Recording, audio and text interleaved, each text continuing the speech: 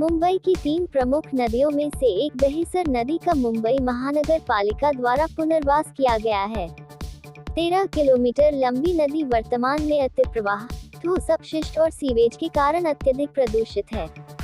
इसी के चलते नगर निगम ने नदी को बहाल करने के लिए कड़ी मेहनत की है और परियोजना का शिलान्यास समारोह पर्यावरण मंत्री, संरक्षक मंत्री आदित्य ठाकरे के हाथों आयोजित किया गया था।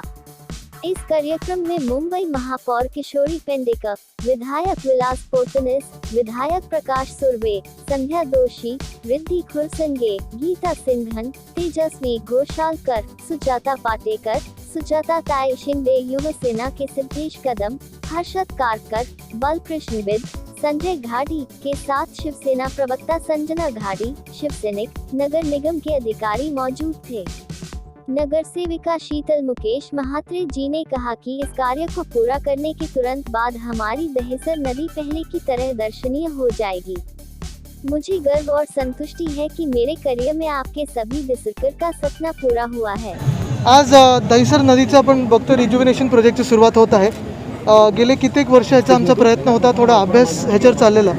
आज त्याचा आम्ही शुभारंभ केलेला आहे। महत्त्वाची गोष्ट हीच आहे की मुंबईत मिठी नदी असेल, दहिसर असेल, ओशीवार असेल, पोयसर असेल, ह्या नद्या आपण पुनर्जीवित करणं, स्वच्छ करणं हे मला वाटतं महत्त्वाचं काम हाती घेतलेलं आहे। मिठीचं काम सुरू आहे, दहिसरचं सुरू झालेलं आहे, पुढच्या 2 नदीचं लवकरच सुरू होईल।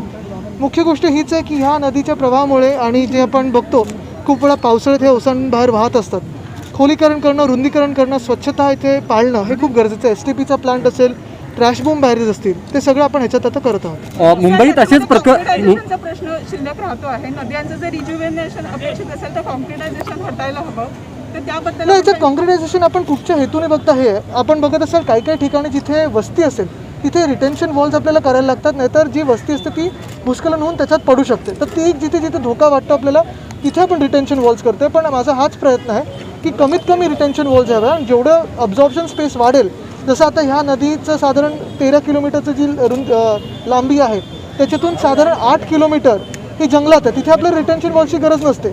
पण आता इथे जर आपण बघितलं तर बाजूला रस्ता आहे, वस्ती आहे, तिथे काही काही ठिकाणी आपल्याला रिटेन्शन वॉल्स बनवायला लागतात, तिथे आपल्याला गरज असते। पात्रांमध्ये पण देखील जे कॉन्क्रिटीकरण झालेलं आहे, पात्रांमध्ये नाही आहे, तो अभ्यास मी केलेला आहे आधी पण, कारण मिठी नदीच्या वेळी पण तो विषय आलेला।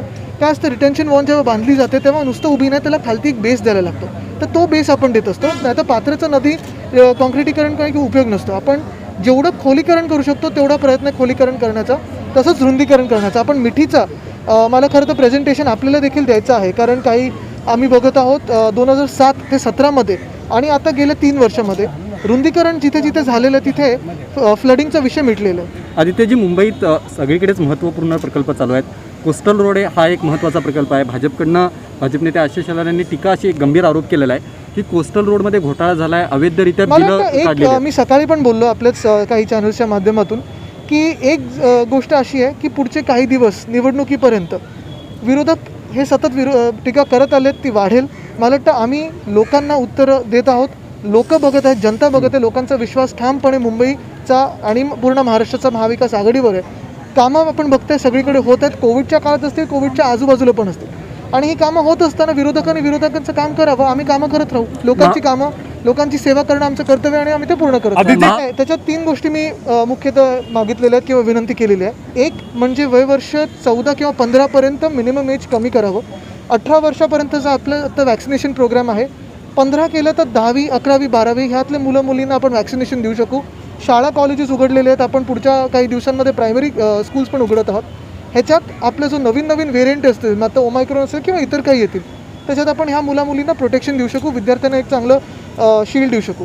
दुसरी गोष्ट म्हणजे आपण आत्ता बघतोय की जगभरात बूस्टर डोस किंवा तिसऱ्या डोसवर चर्चा चालू आहे। त्याच्यात ज्या फ्रंटलाईन वर्कर्सनी किंवा हेल्थकेअर वर्कर्सनी, मग नर्सेस असतील, डॉक्टर्स असतील, पोलीस असेल, ज्यांनी 2 डोसेस आपले जानेवारी, फेब्रुवारी, मार्चच्या आसपास घेतले, त्याला आता साधारण 6 ते 7 महिने होऊन गेलेले आहेत। ज्यांना वाटतंय की योग्य आहे तिसरा डोस घेणं, त्यांना तुम्ही मुभा द्या की तिसरा डोस तुम्ही घेऊ शकता, फ्रंटलाईन आणि हेल्थकेअर वर्कर्ससाठी।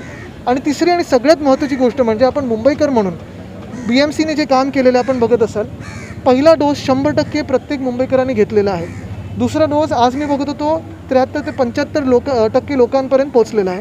तसंच जर डोसची जी गॅप आहे ती 12वरनं 4 आठवडे केली, जे आपण बाहेर जाणारे विद्यार्थी असतील किंवा बाहेर काम करणारे जाणारे लोक असतील त्यांना केलेली आहे, तर त्या 4 आठवड्यांच्या गॅपमध्ये जी काही लोकं येतात त्यांना आपण 15 ते 20 जानेवारीच्या आसपास 2022 पूर्णपणे आपण लसीकरण त्यांचं करू शकतो. म्हणजे पूर्ण मुंबई 100% ही वॅक्सिनेटेड असेल. ह्याच्यातून नवीन नवीन व्हेरियंट्स येत असतात, नवीन नवीन चॅलेंजेस आहेत. मुंबईत लोकसंख्या आहे, डेन्सिटी आहे, तर हे सगळ्या गोष्टी बघून जर 100% मुंबई वॅक्सिनेट झाली लवकरात लवकर तर आपली मुंबई, महाराष्ट्र, देश सुरक्षित राहील. जी बिल्कुल, ये मुझे बहुत खुशी हो रही है कि मुंबई में पहली बार नदी का रिजुवेनेशन प्रोजेक्ट की शुरुआत हो गई है और वो भी हमारे दहीसर में हुई है. और मुझे लगता है कि दहीसर नदी जो हर एक दहीसरकर का ख्वाब था कि किस तरह से होनी चाहिए, बहुत सुंदर होनी चाहिए, जो अपनी साबरमती नदी है उसके जैसे होने चाहिए, हर दहीसरकर को अभिमान लगे ऐसे दहीसर नदी होनी चाहिए. और उसकी शुरुआत आज माननीय आदित्य जी ठाकरे अपने पर्यावरण और पर्यटन मंत्री इनके हाथ से हुई है. हमें बहुत बहुत खुशी है. देखिए कैसे जैसे इलेक्शन नज़दीक आते हैं वैसे ऐसी चीज़ें होती रहेगी.